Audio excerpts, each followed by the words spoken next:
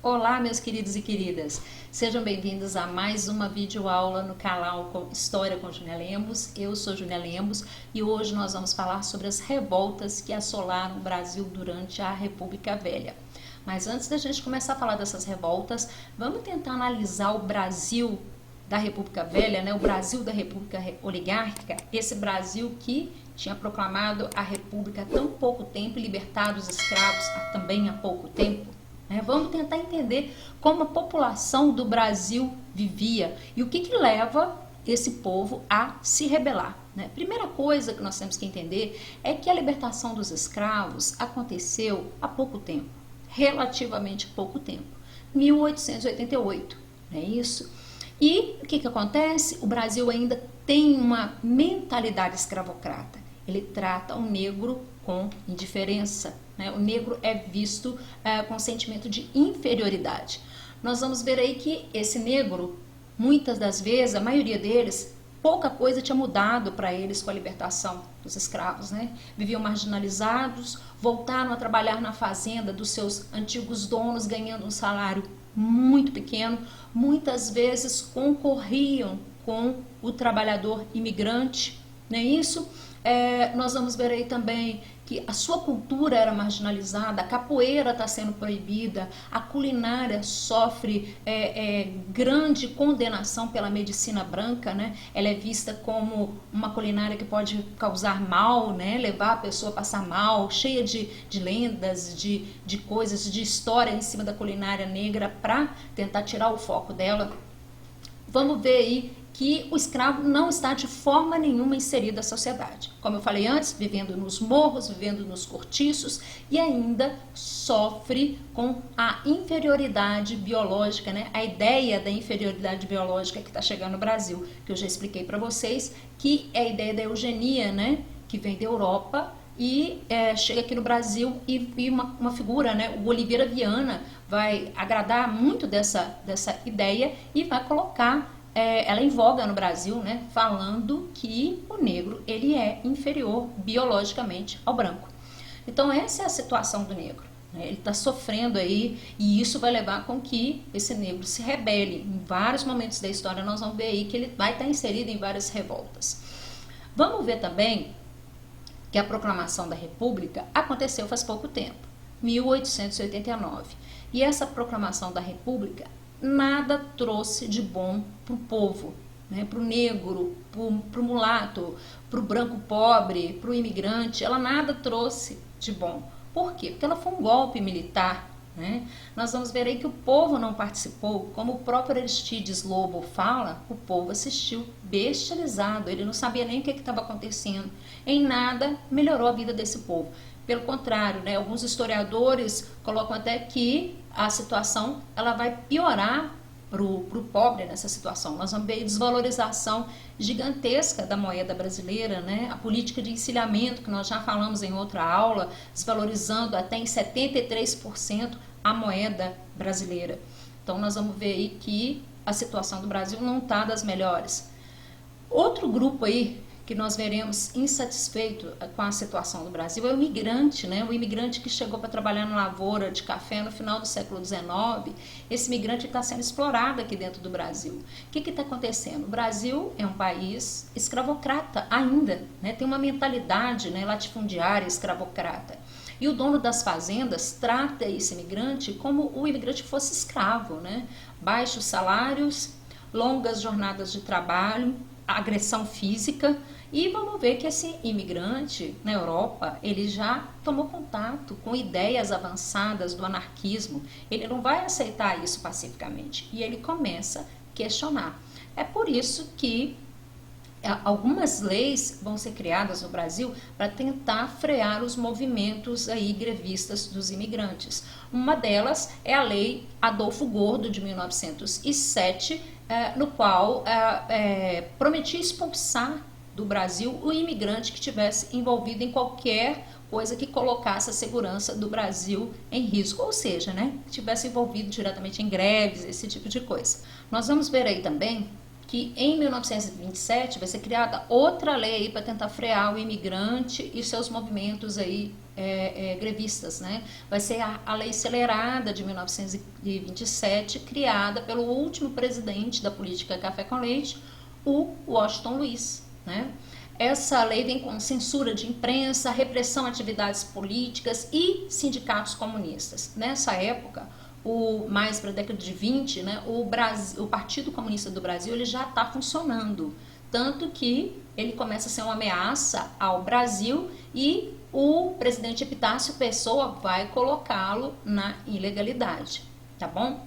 De 1917 a 1920, o Brasil vai ser sacudido por 236 greves envolvendo o Rio de Janeiro e São Paulo. Por que tantas greves nesse período, né? Um dos motivos que a gente pode explicar, além da opressão, lógico, o imigrante está vivendo e tudo mais, é que em 1917 nós vamos ver que a Revolução Russa vai vingar na Rússia. E nós vamos ver aí que esse operário ele vai se espelhar nessa revolução e vai tentar trazer para o Brasil um pouco dessa história, né? Colocar, ver se funciona, né? Tentar aplicar aqui dentro do Brasil. Só que, como eu falei para vocês, o partido vai ser colocado na ilegalidade, o Partido Comunista do Brasil, e as leis de repressão, as greves e tudo mais vão se tornar gigantescas, tá bom? Agora, vamos lá falar de uma revolta ligada à Marinha e ao Negro, né, que é a revolta da Chibata, que vai acontecer no governo do Hermes da Fonseca, Marechal Hermes da Fonseca. Marechal Hermes da Fonseca é um político, né, violento. Nós já até falamos, né, da campanha aí, como que ele sobe, né, a política da salvação, tira políticos do governo e tudo mais, impõe políticos, governadores militares, né, e tudo mais. Nós vamos ver que a Marinha, ela tinha como prática os castigos corporais que eram proferidos principalmente aos negros, tá? Vamos ver que o negro, ele recebia 25 chicotadas se cometesse algum deslize dentro da Marinha. Além de tudo, dessa violência, nós vamos ver que o negro, ele tinha baixo soldo, salário, né? Nós vamos ver aí que a alimentação era péssima e muitas vezes o negro, né, o cara que estava servindo a Marinha não queria fazer parte daquilo, mas aos 14 anos ele era convocado e ele tinha que ficar 15 anos servindo a Marinha, né? Então era uma coisa muito forçada, né? Outra coisa que nós vamos ver é que os brancos eles subiam de posto, de patente dentro da Marinha e os negros não, né? O estopim para essa revolta vai ser um incidente que vai acontecer na Marinha quando um soldado, né, um soldado negro, ele vai apanhar, né, ele vai sofrer uma punição de 250 chibatadas.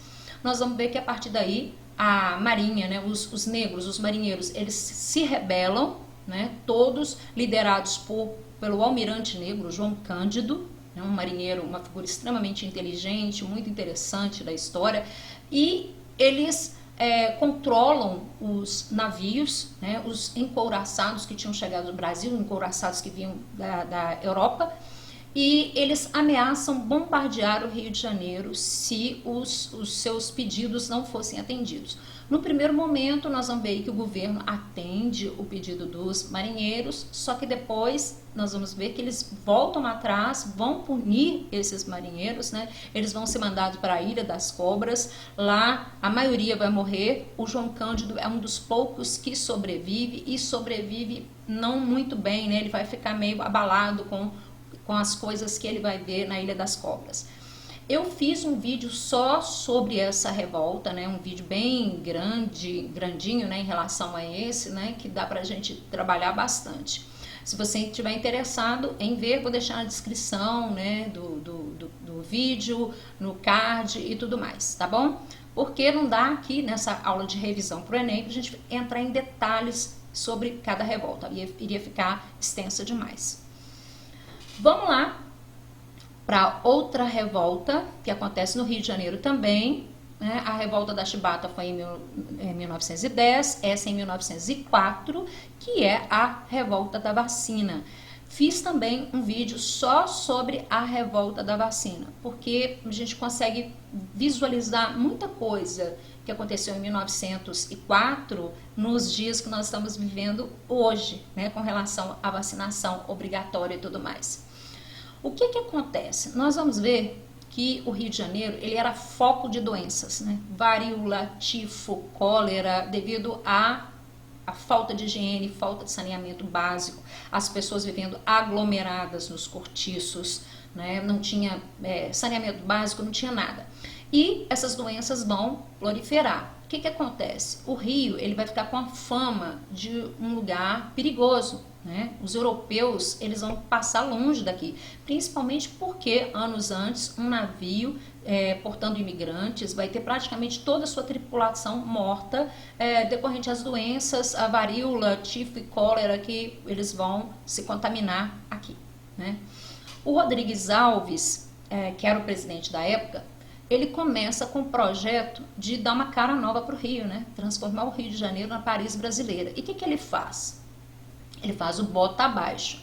Ele vai destruir os cortiços e tentar construir obras mais modernas dentro do Rio de Janeiro. O que ele queria era atrair o turista para dentro, né? E dar um ar de que o Brasil era moderno. E quando ele faz esse bota abaixo, o que que acontece? Ele não pensa em quem morava nos cortiços. Para onde esse povo vai? Esse povo vai acabar indo por os morros, para as favelas, né? E aí a população vai sofrer muito com isso. Ela vai ficar desacreditada com relação ao governo. Quando o Rodrigues Alves começar uma campanha para vacinação obrigatória, para tentar, né, acabar com essas doenças dentro do Brasil, qual vai ser a reação do povo brasileiro? Ele não vai acreditar que essa vacina ela vem para solucionar problemas, né? Para sanar essas doenças, acabar com essas doenças. Eles vão cair na história, né, de que o governo brasileiro está fabricando uma vacina, uma injeção que iria, na realidade, matar o pobre. Na realidade, o povo brasileiro ele tinha mais que acreditar nisso. Até então, ele está sendo maltratado pelo governo brasileiro, né? E quem vai disseminar essa ideia aí dentro do Brasil são representantes da oposição, né, do governo até então dominante, né, e algumas pessoas de perfil positivista que não acreditam na vacina. E nós vamos ver que quando o Rodrigues Alves começar com o processo de vacinação que o Oswaldo Cruz ele vai trazer da Europa, nós vamos ver um verdadeiro quebra-quebra no Rio, né? Várias pessoas aí feridas e tudo mais. Mais uma vez, essa revolta está relacionada à forma como o povo é tratado mediante a essa república oligárquica. Amores, acho que eu vou encerrar por aqui, né? Porque o nosso vídeo vai ficar muito grande. A minha intenção era trabalhar todas as revoltas que aconteceram na República Velha nesse vídeo. Mas eu percebi que vai ficar extenso demais. E como meu amigo Pedro Renault sempre diz, né, vídeo extenso, geralmente vocês não assistem, eu vou voltar num outro momento falando sobre as outras revoltas que vão assolar o Brasil durante a República Velha, tá bom? Um beijo grande, volta em outro momento e aquele recadinho, hein?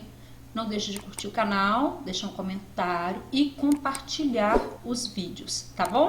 Até mais!